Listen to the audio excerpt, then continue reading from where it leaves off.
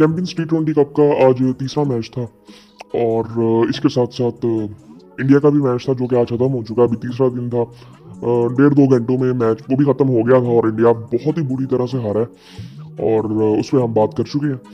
सो अब ये champions T20 cup का तीसरा मैच था पैंथर्स वर्सेस डॉल्फिन्स का और पैंथर्स ने टॉस जीता था और फील्डिंग का फैसला किया, जो कि आई थिंक आजकल T20 में जनरली देखने को मिलता है कि टॉस जीतो और फील्डिंग करो। सो पहले मैं आपको स्कोर कार्ड बताता हूँ, फिर उसके बाद बात करते हैं इस पर। डॉल्फिन्स बैटिंग कर रहा था और साहिबजादा फरहान और हुरैरा ने ओपन किया और फरहान फिर 15 बॉलों पे 12 रन बना के आउट हो गए थे। अली रजा ने उनको आउट किया था। ये अली रजा वही है जो कि अंडर 19 में अभी एशिया कप खेल रहे थे और मुझे पता ही नहीं था कि वो जो बांग्लादेश के खिलाफ पाकिस्तान का मैच था वो सेमीफाइनल था। मैं समझ रहा था कि शायद वो राउंड मैच है और उसमें पाकिस्तान हार गया था और बाहर हो गया था। तो आज अब इंडिया का मैच था बांग्लादेश के साथ फाइनल।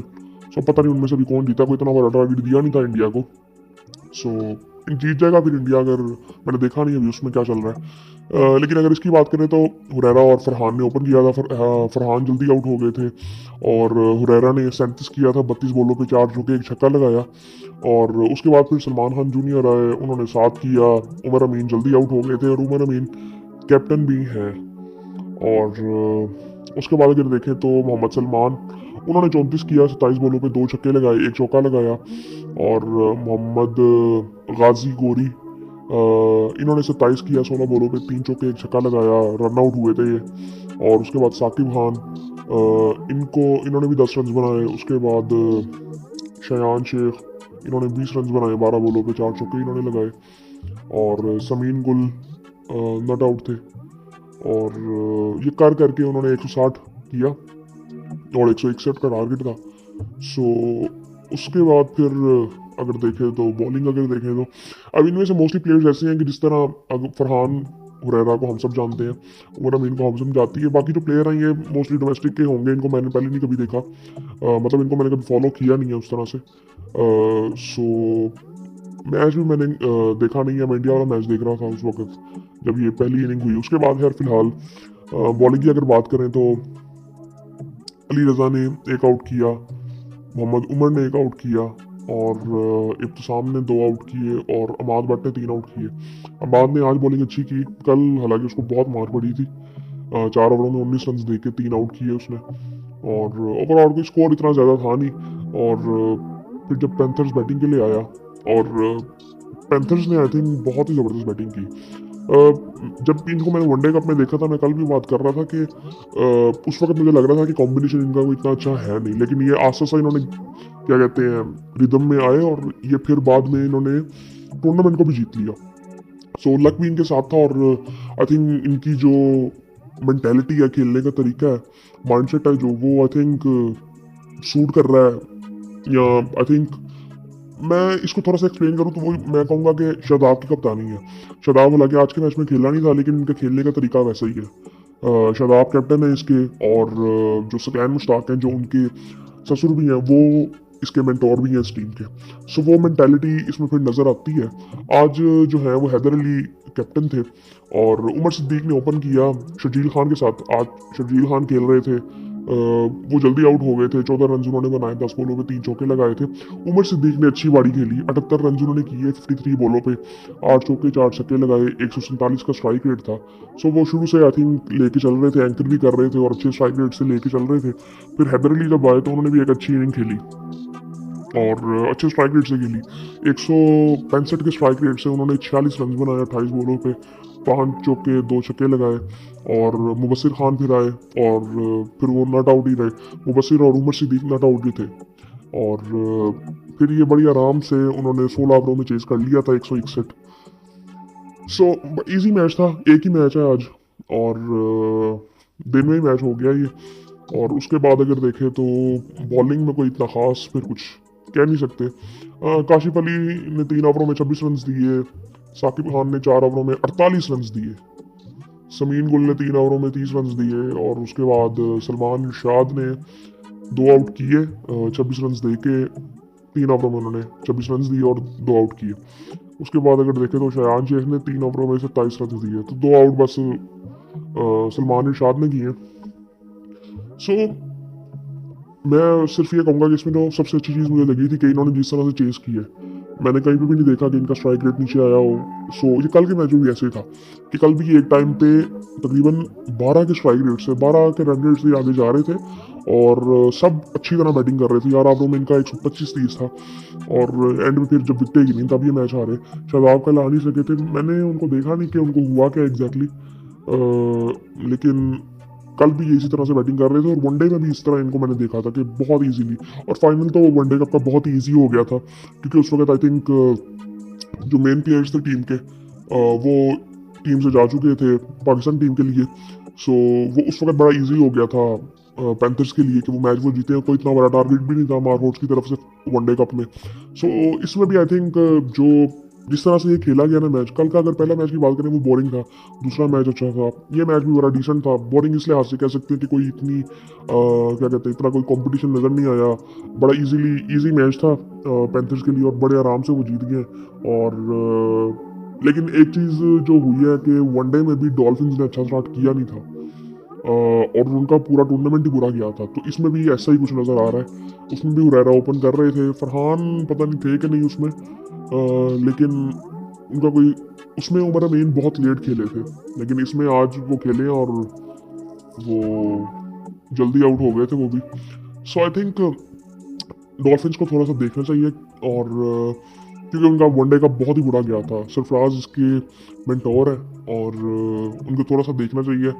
साहिबजादा फरहान पे यार बड़े सीरियस क्वेश्चन मार्क्स हैं, स्पेशली T20 फॉर्मेट के लिए। उनको बाकी तो मैंने कोई इतना खास देखा नहीं है, लेकिन T20 में अगर हम जो देख रहे हैं भाईजान ये अलार्मिंग है और ये उनको खुद भी पता होना चाहिए और सबको अब नज़र भी आ रहा है। और इस तरह अगर ये खेलते रहेंगे ना तो ये नज़रों में आ जाएंगे, तो इनका फिर कम करना बड़ा मुश्किल हो जाएगा। सो ऊपर से अभी क्या कहते हैं PSL जब शुरू होगा तो उसमें कोई इनको कंसिडर करेगा ही नहीं। सो ये सारी चीज़ें फिर होती हैं, तो आई थिंक इनको थोड़ा सा ना, अगर T20 क्रिकेट खेलनी है तो इनको अपनी गेम पे बहुत काम करना है। इनको शॉट्स डेवलप करने पड़ेंगे। ये पीछे वाली बॉल पे ये बिल्कुल फंस जाते हैं, इनको ऐसे जैसे वो मतलब खेल ही नहीं पाते। सो आई थिंक इनको अगर T20 क्रिकेट खेलनी है तो इनको अपने ऊपर बहुत काम करना है। सो बाकी आई थिंक इजी मैच था। दूसरी इनिंग मैंने देखी है, पहली इनिंग मैं देख नहीं सका था। मुझे था कि आज 2 मैच होंगे लेकिन एक ही मैच था और मैच भी आज 12 बजे शुरू हुआ था। कल वाला मैच जो था वो 11 बजे शुरू हुआ था, फिर दूसरा मैच 3:30 बजे था। उस वक्त आई थिंक इंडिया वाला मैच भी चल रहा था। उसके बाद मैं थोड़ा सा काम भी कर रहा था तो मैंने खैर देखा नहीं, लेकिन जो दूसरी इनिंग थी वो बड़ी कंफर्टेबल थी और बड़ा इजीली आई थिंक उन्होंने चेस कर लिया पैंथर्स ने। बाकी कल आई थिंक मेरे ख्याल से कल 2 मैचेस हैं। मैं देखता हूँ, हालांकि आज संडे था, आज हो सकते थे 2 मैचेस। और लेकिन इस टूर्नामेंट में जो डिफरेंस है ना वनडे कप से, वो ये है कि इधर ऑडियंस नहीं आ रही। यार हमने ये फैसलाबाद में क्यों नहीं करवाया? अगर हमने वनडे कप करवा लिया था तो ये भी टूर्नामेंट हम फैसलाबाद में करवा सकते थे। मैं भी किसी वजह से हमने नहीं करवाया उधर, लेकिन पिंडी में लोग आ नहीं रहे देखने मैच। सो आई थिंक ये थोड़ा सा हमें देखना पड़ेगा कि लोग क्यों नहीं आ रहे। और ऑडियंस से आई थिंक इंगेजमेंट बड़ी ज़रूरी है। कल की अगर बात करें तो कल कल भी एक मैच है, कल भी एक मैच है 12 बजे और कल ABL स्टालियंस का और लायंस का मैच है। सो एक ही मैच है कल भी, फिर उसके बाद आगे फिर एक मैच ही है। 12 को 2 मैच है। सो आई थिंक वीकेंड पे यार 2 मैचेस हो सकते थे।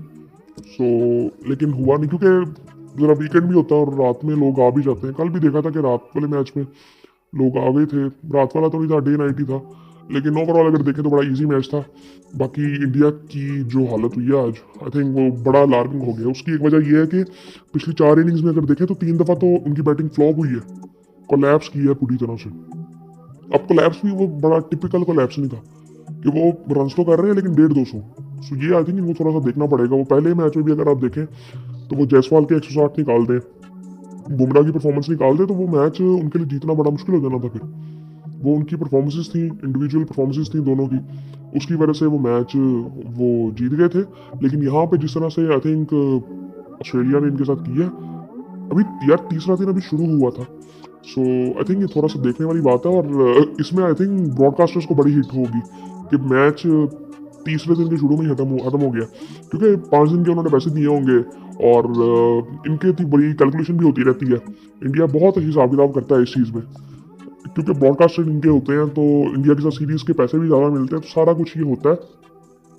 सो इंडिया अच्छा ना खेले ना, सो सबको नुकसान फिर होता है, क्योंकि ये क्रिकेट का जो बिजनेस मॉडल है ना, ये बना ही ऐसे हुआ है। और ये आई थिंक आईसीसी को देखना भी चाहिए। मैं पहले भी कई दफ़ा बात कर चुका हूँ, और ये भी रिसेंटली जो एक्स चेयरमैन थे आईसीसी का, उन्होंने भी बात की थी कि जब एक मुल्क के पास सारा कंट्रोल होगा ना, तो फिर क्रिकेट की ग्रोथ होगी नहीं ग्लोबली, वो सिर्फ इंडिया में ग्रो होगा।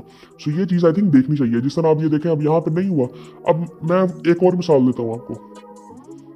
आप फॉर एग्जांपल, आप इंडिया के ऊपर अगर कोई सोशल मीडिया पे भी आप अगर कुछ देखते हैं ना, या मीडिया में भी आप कुछ देखेंगे, तो आपने अगर सोशल मीडिया की परफॉर्मेंस आपकी अच्छी होगी नहीं, एडवर्टाइजमेंट्स काम करेंगी नहीं जब तक इंडिया के हक में कोई चीज़ नहीं होगी। तो वो सपोर्ट इंडिया को नहीं कर रही होगी, तो वो चीज़ कामयाब होती ही नहीं है। मीडिया पे आप, जनरल मीडिया पे, इलेक्ट्रॉनिक मीडिया जो है, सोशल मीडिया पे आप ये चीज़ देखेंगे। इवन क्रिएटर्स की आप देखें, बहुत से ऐसे क्रिएटर्स हैं जो कि सिर्फ सहाफ़ी हैं ऐसे, कि जो कि सिर्फ इंडिया की तारीफ करते रहते हैं अननेसेसरी, क्योंकि उससे व्यूज़ मिलते हैं फिर। और ये चीज़ आई थिंक ये देखनी चाहिए थोड़ी सी। और ये रियलिटी तो बिल्कुल है, लेकिन वो सिर्फ इसी वजह से है कि बिजनेसेस इसी चीज़ को सपोर्ट करते हैं। बिजनेस मॉडल बने ही ऐसे हैं। इंडिया के पास सिर्फ ऑडियंस है, लेकिन काफ़ी चीज़ें हम बेहतर कर सकते हैं। कि जब अगर क्रिकेट की ग्रोथ करवाना चाहते हैं, मैं वो पहले भी कई दफ़ा बात कर चुका हूँ, मुझे नहीं लगता कि ये आईसीसी का इदारा आने वाले टाइम में कोई इतना लंबा कोई सर्वाइव करेगा। बहुत जल्दी इसने ख़त्म हो जाना है। ये लीग थोड़ी सी बढ़नी है, सो ये इदारा ही ख़त्म हो जाना है। कि जिस तरह से सूरत हाल चल रही है ना, पाकिस्तान में भी अब काफ़ी काम हो रहा है। कल मोहसिन नकवी साहब भी कह रहे थे कि काफ़ी ग्राउंड्स पे काम हो रहा है। सो जब ये कंट्री के अंदर जो लीग्स होती है ना, वो इंपॉर्टेंट हो जाएंगी ना। फॉर एग्जांपल, पाकिस्तान में पोटेंशियल बहुत ज़्यादा है। अगर इंडिया के बाद आप देखते हो तो पाकिस्तान में पोटेंशियल है, बांग्लादेश में पोटेंशियल है। बांग्लादेश में इस तरह नहीं कह सकते कि बांग्लादेश उस लेवल की टीम नहीं है, शायद पाकिस्तान या इंडिया के लेवल की टीम नहीं है। पाकिस्तान भी अभी उस लेवल पे नहीं है, लेकिन इंडिया के बाद अगर देखें तो पाकिस्तान के अंदर पोटेंशियल ज़्यादा है। कि अगर आप रेवेन्यू की बात भी करेंगे ना, तो ये बड़ा सिमिलर है। ऑस्ट्रेलिया, इंग्लैंड और पाकिस्तान का रेवेन्यू बहुत हद तक सिमिलर है। थोड़ा थोड़ा फर्क आता है इनका, कि ओवरऑल ही जितना रेवेन्यू जनरेट करते हैं। लेकिन पाकिस्तान में तो अभी इतनी क्रिकेट होती भी नहीं है, अगर वो प्रॉपर तरीके से मैनेज हो जिस तरह से इंडिया में होता है। सो आई थिंक पोटेंशियल कहाँ पे बात चली जाती है। सो आई थिंक अगर इंडिया के लेवल पे हम काम करें, तो हमारा एटलीस्ट वो 5वां हिस्सा तो बनेगा। कि हम 5 गुना छोटे हैं ना उनसे ऑडियंस में, सो वो 5वां हिस्सा तो बनेगा। मैं समझता हूँ कि बेसिकली जो टैलेंट इधर से स्पेशली बॉलर्स का निकल के आता है, वो कहीं पे भी नहीं है। वो जेनेटिकली जो स्ट्रेंथ होती है ना एथलीट में, वो जो इधर निकल के आती है, वो शायद इंडिया में भी नहीं होगी। सो जब अगर पूरे पोटेंशियल पे काम हो, तो बड़ा कुछ हो सकता है फाइनेंशियली भी और हर तरह से। आई थिंक अब जिस तरह से मैं देख रहा था, अभी अब इसका स्पॉन्सर जो है इस टूर्नामेंट का, चैंपियंस कप का, वो बैरिया टाउन है। और अभी मैं थोड़ी देर पहले देख रहा था कि बैरिया टाउन दुबई में अपना एक प्रोजेक्ट शुरू कर रहा है। सो ये सारी चीज़ें आई थिंक हो रही हैं। पाकिस्तान भी इमर्जिंग मार्केट है, और पाकिस्तान में काफ़ी चीज़ें बेहतर हो सकती हैं। सो आने वाले टाइम में आप आईसीसी का रोल क्या देखते हैं? वो इस वक्त क्या कर रहा है? वो इस वक्त सिर्फ एक काम ये कर रहा है कि जो बोर्ड्स है ना, उनसे पैसा इकट्ठा करता है, फिर उनको वापस देता है उनका हिस्सा। बस इतना काम कर रहा है कि ब्रॉडकास्टर से पैसा उठाता है, जो कि ये जो डायरेक्ट बोर्ड्स उठा सकते हैं। फॉर एग्जांपल पीएसएल कैसे होता है? पीएसएल का जो ब्रॉडकास्टर है, वो किसको पैसे देता है? वो पीसीबी को देता है। सो ये वही ब्रॉडकास्टर जब आईसीसी के टूर्नामेंट्स होते हैं, तो आईसीसी को देता है, फिर आईसीसी वो पैसा बांटता है बाकी बोर्ड्स में। सो इसी तरह से चीज़ें चलती हैं। लेकिन आईसीसी को यहाँ पे देखना पड़ेगा। अभी तो ये न्यूज़ चैनल्स में बात शुरू हो गई थी कि आईसीसी ना फीफा है, ना कोई ऐसी फेडरेशन है कि जो कि आई थिंक जिसकी आई थिंक वो वैल्यू है ही नहीं इनकी ना। मतलब इनके सामने कोई भी खड़ा हो जाता है। सो आई थिंक ये उनको अब थोड़ा सा देखना चाहिए, क्योंकि सवाल तो उठते हैं।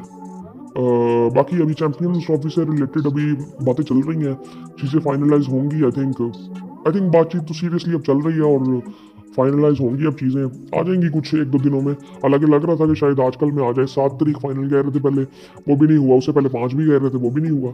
सो अब आई थिंक सिर्फ अब मेरे ख्याल से जो इशू आ रहा है ना, वो आ रहा है कि ये जो लॉजिस्टिक्स है ना, ये बहुत बड़ा इशू है। और ये आने वाले टाइम में टूर्नामेंट्स में भी होगा। वो ये होगा कि फॉर एग्जांपल अब इंडिया ने अपने सारे मैचेस बाहर खेलने हैं। सो अब बार बार बात होगी कि इंडिया के मैचेस कहाँ पे हैं। अब जो टिकटें अब जिन्होंने मैचेस देखने हैं दुबई में, अगर इंडिया पहुंचती है तो क्या उसी दिन वो टिकटें खरीदेंगे, एक दिन पहले टिकटें खरीदेंगे? सो ये चीज़ें बहुत देख के करनी पड़नी है। अब पाकिस्तान में मैचेस हो जाते हैं तो वो पाकिस्तान तो आ नहीं सकेंगे इंडियन फैंस। सो ये सारी चीज़ें भी बड़ी देखने वाली है। बहुत ज़्यादा गैप रखना पड़ेगा अगर सारा कुछ ऐसा करना है कि सब कुछ स्मूथली काम करे। लेकिन आई थिंक बड़ा डिफिकल्ट है ये, और देखना पड़ेगा, और ये मसला आने वाले भी टूर्नामेंट्स में भी रहेगा। सो बाकी फिर आपसे बात होती है।